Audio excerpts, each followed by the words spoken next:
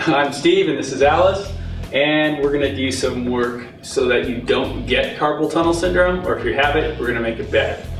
Alice is doing just open and close with your hands. This is a really simple exercise. You probably would never even think you're exercising, but do 100 of these and see if you get pumped.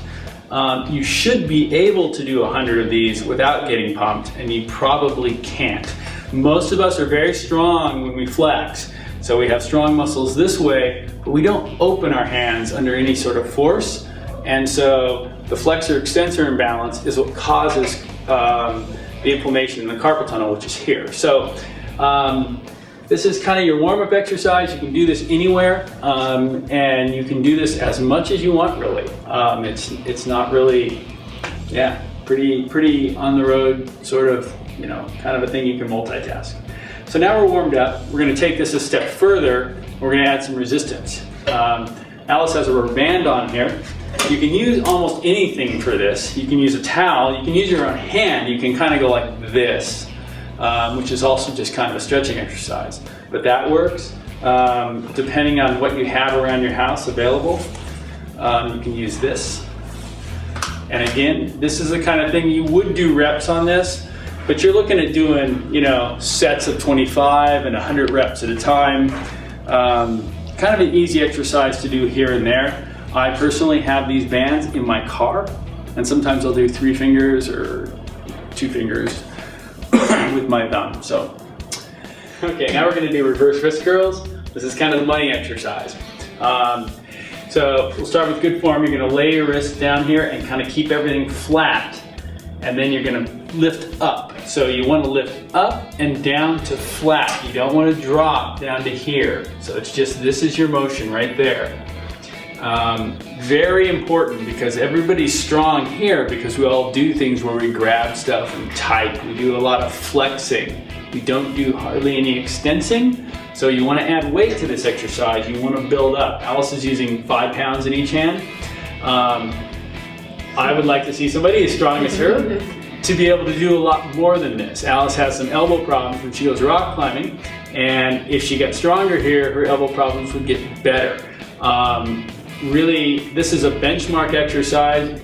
I would add these. If you're having carpal tunnel issues, you should do it 3 times a week. You should do sets of 15 to 20 to failure and add weight to that.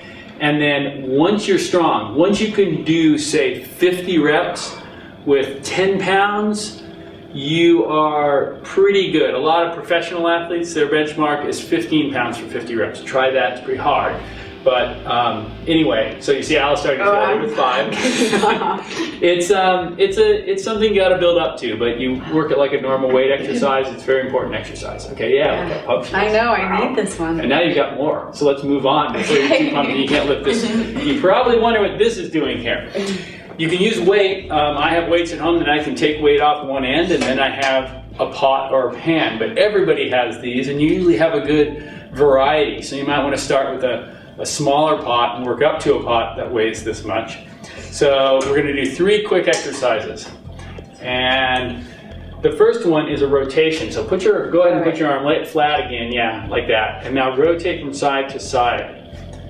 Now, if Alice, she's handling this weight quite well, but say this is the only pot in your house and it's too heavy for you, you can choke up on the handle, so move your hand up just a little, not that much, but right there maybe, to help the leverage.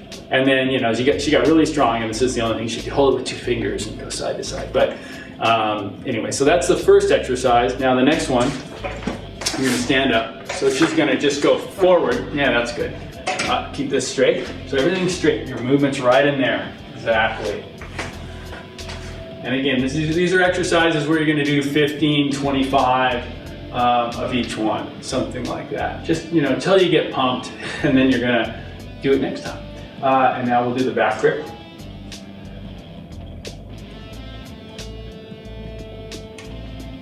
And this really covers your forearms. You do all these things, you're going to have pretty strong forearms. Most people work their flexor muscles enough in their daily activity and their regular weightlifting, but you can also do a normal, if you just want to work your forearms in a full forearm workout, you can add normal wrist curls into this. We're working on carpal tunnel today, which is all about the extensors. So we're good. All right.